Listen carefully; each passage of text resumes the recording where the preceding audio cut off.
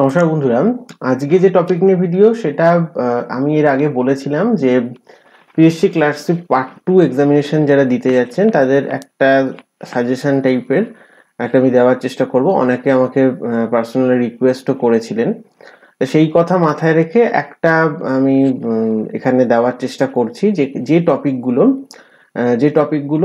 সেটা বাংলা হোক সেটা ইংলিশ হোক, দুটোর জন্যই ইম্পর্টেন্ট। এই টপিকগুলো আপনারা কভার করে নেবেন, সেটা লেটার রাইটিং হোক, সেটা ড্রাফটিং হোক। এই মানে একটা কমন প্রিপারেশন, মোট কথা কিছু ইনফরমেশন, কিছু পয়েন্ট স্পেসিফিক, যে পয়েন্টসগুলো আপনি যেটা যদি লেটার রাইটিং দেয় সেখানেও আপনার কাজে লাগবে, যদি ড্রাফটিং দেয় সেখানেও কাজে লাগবে। ফলে সে একটা কমন একটা প্রিপারেশন যাতে থাকে কিছু পয়েন্ট ওয়াইজ। কারণ অনেক সময় হঠাৎ করে যদি কিছু চলে আসে, সেটা যদি কিছু পয়েন্টস রেডি না করা থাকে অনেক সময় প্রবলেম হয়, সে কথা মাথায় রেখেই ভিডিও।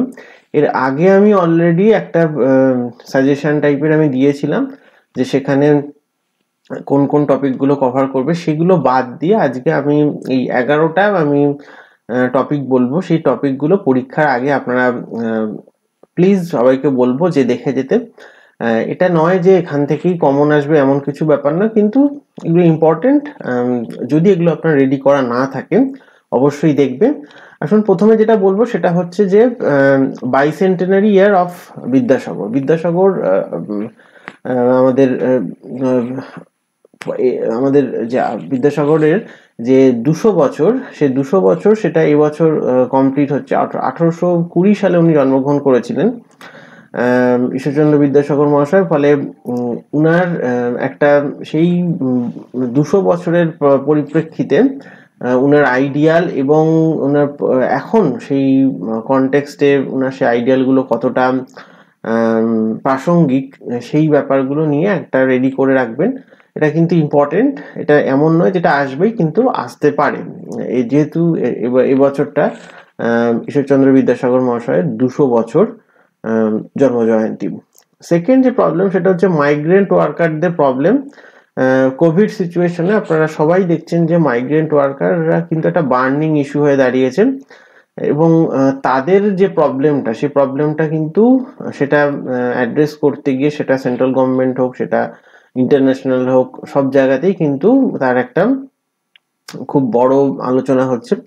আপনার মতে কি এই প্রবলেমগুলো, কেন এই প্রবলেমগুলো আছে, এবং আপনার মতে এর প্রপোজ সলিউশনস কি হতে পারে, সেটা নিয়ে একটা রেডি করে রাখবেন।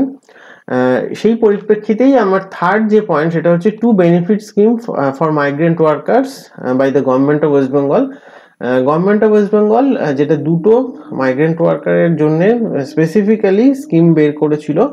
একটা হচ্ছে প্রচেষ্টা, সেকেন্ড হচ্ছে স্নেহের পরশ। দুটো স্কিমই খুব সাকসেসফুল হয়েছিল। তার সম্বন্ধে কিছু ইনফরমেশন, সেটা আপনারা কি তার ডিটেলস, প্রচেষ্টায় কি দেওয়া হয়েছিল, স্নেহের পরশে কি বেনিফিটস দেওয়া হয়েছিল, কারণ এই ধরনের কিন্তু কিছু আমি দেখছি এই ট্রেন্ডটা কিন্তু হচ্ছে। ফলে এই ডিটেলস গুলো একটুখানি জেনে রাখবেন।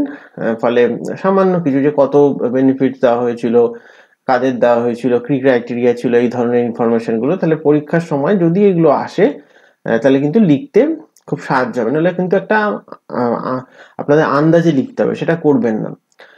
ফোর্থ যে পয়েন্ট সেটা বলবো যে কোভিড-9 প্যান্ডেমিক এ গেম চেঞ্জার। এই প্রায় 1 বছর হতে চললো কোভিড-9 প্যান্ডেমিকের। এটা কিন্তু একটা গোটা পৃথিবীতে কিন্তু একটা, সত্যি কথা বলতে, একটা গেম চেঞ্জার। অনেক কিছু চেঞ্জ হয়ে গেছে, অনেক কিছু আমরা হার্ডশিপের মধ্যে দিয়ে গেছি। আবার কিছু কিছু জায়গায় কিন্তু এনভায়রনমেন্ট পলিউশন রোধ করার ক্ষেত্রে, মানুষের যে হেলথের সচেতনতা বৃদ্ধির ক্ষেত্রে, এবং অন্য অনেক কিছু কিন্তু আবার বেনিফিটসও হয়েছে। সেই বেনিফিটসের জায়গাগুলো কি, মানে কি গেম চেঞ্জার, আপনার মতে কোন জায়গাটা খারাপ হয়েছে, কোন জায়গায় কিছু কিছু ক্ষেত্রে সেখানে ভালোও হয়েছে। ফলে এই যে তুলনামূলক আলোচনা, আপনার একদম পার্সোনাল ওপিনিয়ন, কাউকে কপি করবেন না, কারোর থেকে আমি বলবো যে একদম অনেস্ট রিভিউ দেবেন এই ধরনের সিচুয়েশনে, সেগুলো একটুখানি দেখে রাখবেন। ফিফথ যে পয়েন্ট সেটা হচ্ছে অনলাইন ক্লাসে সে বুন অর বেন। আপনারা সবাই জানেন যে এই কোভিড প্যান্ডেমিক সিচুয়েশনে অনলাইন ক্লাস একটা খুব বড় টুলস হয়ে দাঁড়িয়েছে সবকিছু। সে ওয়েবিনার হচ্ছে অনলাইনে, আজকে বিভিন্ন প্ল্যাটফর্মস চলে এসছে, সে গুগল মিট হতে পারে, সেটা জুম হতে পারে, সেটা ওয়েবএক্স হতে পারে, বিভিন্ন ধরনের আরো সেটা মাইক্রোসফট টিম হতে পারে।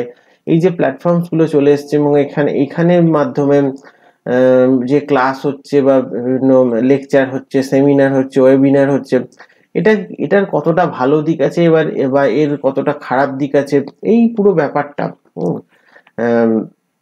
আস্তে আস্তে কি ফিজিক্যাল স্কুলস বা ফিজিক্যাল কলেজগুলো এগুলো কি আস্তে আস্তে উঠে যাবে বা অদূর ভবিষ্যতে? আপনার কি মনে হয়? এই পুরো ব্যাপারটাকে নিয়ে একটা লিখে রাখবেন, পয়েন্টস করে রেডি করে রাখবেন, একটা মাথার মধ্যে ভেবে রাখবেন যে হ্যাঁ এইভাবে লেখা যেতে পারে। 6 যে পয়েন্ট সেটা হচ্ছে ওটিটি প্ল্যাটফর্ম। আপনারা সবাই দেখছেন যে বিভিন্ন ওয়েব সিরিজ আজকে বিভিন্ন ধরনের, অ্যামাজন প্রাইম থেকে শুরু করে, নেটফ্লিক্স থেকে শুরু করে, সেখানে হটস্টার থেকে শুরু করে বিভিন্ন ধরনের আজকে এতগুলো সব যে অ্যাপস চলে এসছে এবং সিনেমা আজকে ওটিটি প্ল্যাটফর্মে রিলিজ হচ্ছে এবং মানুষ সেটাকে সাবস্ক্রাইব করে সেখানে দেখছে এবং এটা একটা একদম এন্টারটেনমেন্টের একটা নিউ ওয়ার্ল্ড।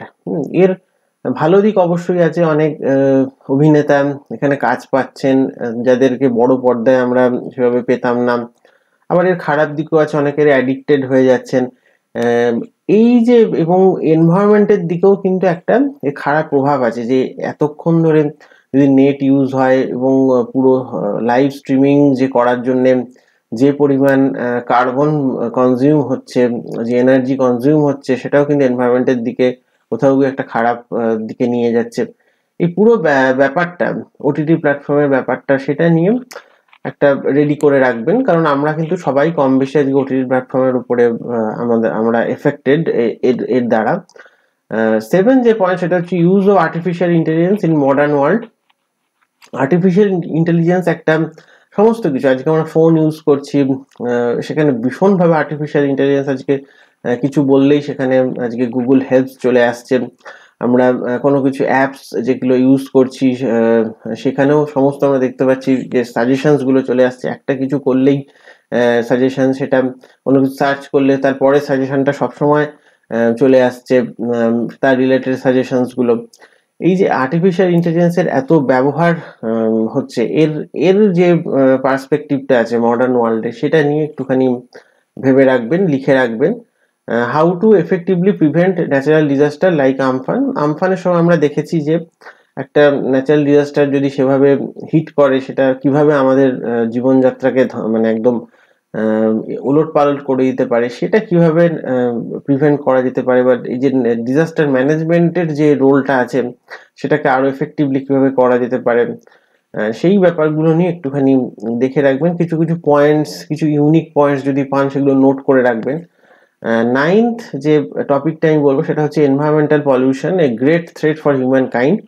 কারণ এনভায়রনমেন্টাল পলিউশন আজকে বিভিন্ন রূপে হচ্ছে। কোনো একটা আগে যেটা আমরা ভাবতাম হয়তো ধোঁয়া থেকেই হচ্ছে, বা যেটা আমরা দেখতে পেতাম কি ওয়াটার পলিউশন, শুধু নয় আজকে বিভিন্ন রকম ভাবে এনভায়রনমেন্টাল পলিউশন হচ্ছে।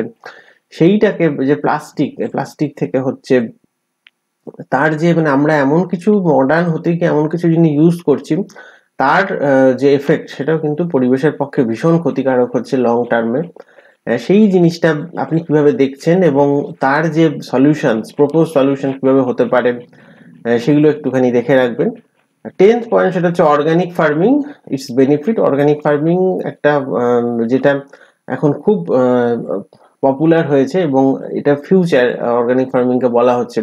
এর যে বেনিফিটস গুলো আছে, কিভাবে এটা এনভায়রনমেন্ট ফ্রেন্ডলি এবং আমাদের হেলথের বেনিফিটের জন্য অর্গানিক যে ফুডস গুলো সেগুলো কিভাবে কাজে দিচ্ছে, সেই ব্যাপারগুলো নিয়ে একটুখানি দেখে রাখবেন। সেটাকে আরো কিভাবে পপুলার করা যায় সেটা নিয়েও একটুখানি কয়েকটা পয়েন্টস নোট করে রাখবেন। যে 11th পয়েন্ট যেটা আমি শেষ পয়েন্ট যেটা বলবো, শেষ টপিক যেটা বলবো, সেটা হচ্ছে সেভ ড্রাইভ সেভ লাইফ। এটা একটা ক্যাচ লাইন, যেটা ট্যাগ লাইন হয়ে গেছে, আমরা সব জায়গায় দেখতে পাচ্ছি, সেই সমস্ত বাইক হোক, সেটা কার হোক পশ্চিমবঙ্গের। এবং এই যে ড্রাইভটা, এটা কিন্তু ভীষণ এফেক্টিভ এবং এর ফলে যে রোড অ্যাক্সিডেন্ট কমছে এবং তার জন্য যে প্রচুর পরিমাণে হিউম্যান রিসোর্স বেঁচে যাচ্ছে, সরকারের টাকা বেঁচে যাচ্ছে, বিভিন্ন ফ্যামিলি বেঁচে যাচ্ছে, এটাকে আপনি কিভাবে দেখছেন, এবং এইরকম ধরনের আরো কিছু যদি স্কিমস এবং যে আরো কিছু চালু করা যায় কিনা, আপনার কি মনে হয় যে কোন জায়গাগুলো এখনো এই ধরনের এই সেভ ড্রাইভ সেভ লাইফের মতো ক্যাচ লাইন, যেটা একবার শুনলে মানুষের মাথার মধ্যে গেঁথে যায় সেই রকমের।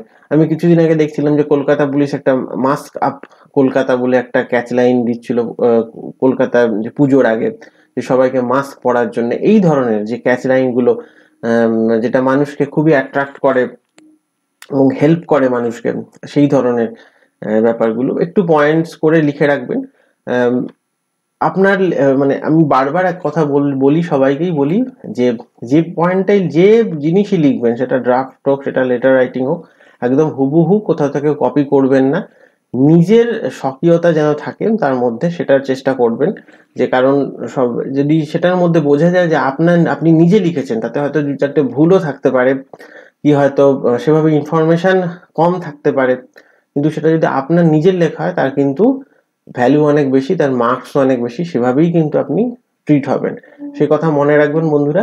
সবাইকে যে কদিন আছে পরীক্ষার, সবাইকে বলবো যে নিজে 100% দিতে। সেটা যেটা আমি বারবার বলে থাকি আমার ভিডিওগুলোতে, যে নিজের 100%টা দিন। বাকিটা তো সবটা আমাদের হাতে থাকে না, কিন্তু নিজের কাজটা, আমার ডোমেনে যে কাজটা, সেটা আমি যেন 100% দিতে পারি, সেটা চেষ্টা আমাদের সবারই করা উচিত। বন্ধু সবাইকে বলবো যে কদিন আছে খুব ভালোভাবে প্রিপারেশন নিন, খুব সাবধানে থাকুন, শরীরের খেয়াল রাখুন বন্ধুরা। নমস্কার, বন্দে মাতারাম।